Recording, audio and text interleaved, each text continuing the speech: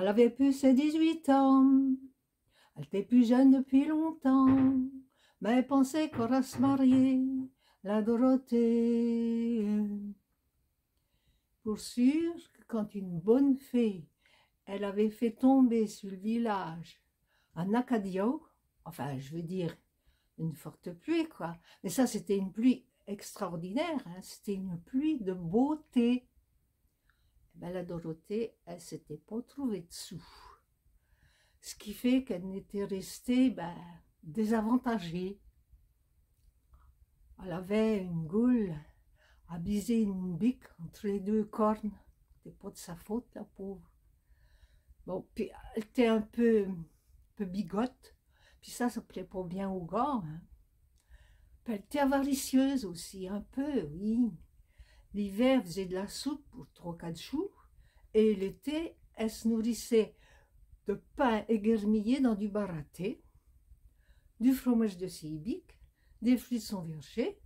Et le tout était joué. Ah, ça, elle était dans la sobriété. Oui, mais pas heureuse. Parce que, elle pensait toujours à se marier. Par un beau matin du mois de septembre, qu'elle ramassait des fruits dans son verger, monsieur le curé vient à passer. « Bonjour ma fille, beau temps, n'est-ce pas? » « Ah, ça pour un beau temps, monsieur le curé, c'est un beau temps. Mais c'est pas ça qui profite à mon poirier de poire de curé. Tenez, depuis plus de 30 ans que mon père il avait greffé, eh ben il n'a seulement jamais rien rapporté. Aussi, c'est décidé, cet hiver, je le fais abattre pour avoir du bois de chauffage. » Ah, vous avez raison, ma fille. L'Évangile a-t-elle pas dit que les bons seraient récompensés, oui, mais que les méchants ils seraient brûlés? Mais j'y pense, quand votre poirier sera abattu, pouvez-vous en mettre un bout de côté? Ça serait pour refaire une statue à Saint-Lubin, parce que celle qu'il y a dans l'église, elle est toute verrie. Ça vous exaucera dans vos désirs. Bon, que se dit la Dorothée? Adieu le bois de chauffage, mais si ça peut me faire trouver un homme, c'est entendu, monsieur le curé. Bon.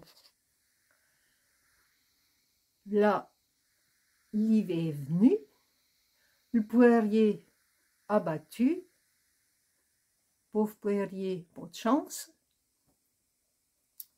Menuisier, il vient chercher le poirier, il en tire une belle statue de Saint-Lubin, et puis avec ce qui reste, il fait un rouet à la Dorothée qui filait les hivers durant.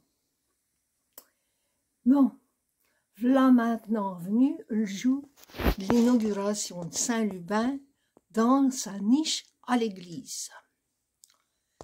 Oh, la Dorothée était là, dans sa robe en épinglé gris perle, un châle tapis à défunt sa marraine sur les épaules, et puis une bonnette en fontange blanche, avec des fleurs d'oranger piquées dedans. Oh, elle se repiquait, la Dorothée. Le chœur chantait, accompagné à l'harmonium. Les enfants de cueil balançaient les encensoirs, et le curé prêchait. Mes chers paroissiens, si nous sommes ici réunis autour d'un Saint-Lubin tout neuf, c'est bien grâce à la générosité de Dorothée qui nous a donné son poirier, le bois de son poirier. Croyez bien qu'elle en sera récompensée, que Dieu le lui rendra au centuple. La Dorothée, elle était là. Oh, elle buvait du petit lait, la Dorothée. Oh là là là là là là là. Pour une fois qu'elle était considérée.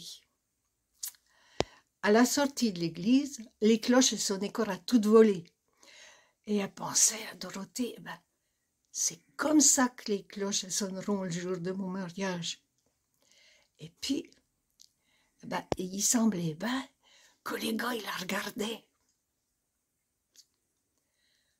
Toujours est-il qu'à partir de ce moment-là, la Dorothée, tous les soirs, avant l'Angélus, elle se glisse dans l'église, elle s'agenouille devant Saint-Lubin.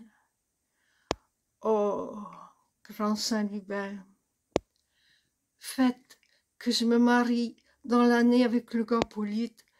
Mais si c'est pas le gars Polyte, ça fera, je me prendrai aussi bien un autre. Le gars Polyte, il s'était marié. La prière a continué, il n'y avait que le nom du gars qui changeait. Et ça commençait à chauffer les oreilles à monsieur le curé. J'ai mieux vous dire que ça l'achalait.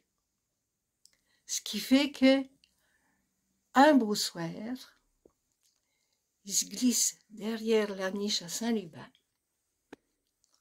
La Dorothée, elle arrive, comme à l'habitude, elle s'agenouille. Le curé, il la laisse déberteler sa prière. Et puis, quand elle a fini, en contrefaisant sa voix, en prenant la voix de Saint-Lubin, comme qui dirait « Ah ça, fille Dorothée, ça suffit !» Oui, saint Paul a bien dit que le mariage était une bonne chose, mais il a dit aussi que le célibat, c'était beaucoup mieux. Vivez comme ça. Voyez-vous pas que vous êtes un éteignoir de concupiscence? Ah, Madame la Dorothée, elle était tout émoillée. Et dans un premier temps, elle reste comme ça, comme une souche. Puis d'un seul coup, elle se relève comme un saut, les poings pointés vers le sein. Ah, grand Saint-Lubin, tiens, toute ta vie, tu n'as été qu'un mauvais poirier. Je me doutais bien que tu pourrais faire qu'un mauvais saint. Et elle sort de l'église, à reculons, les poings toujours levés vers le sein, sans même voir le bénitier, qui pourtant lui faisait des signes, et qui était bien le seul à accepter sa main.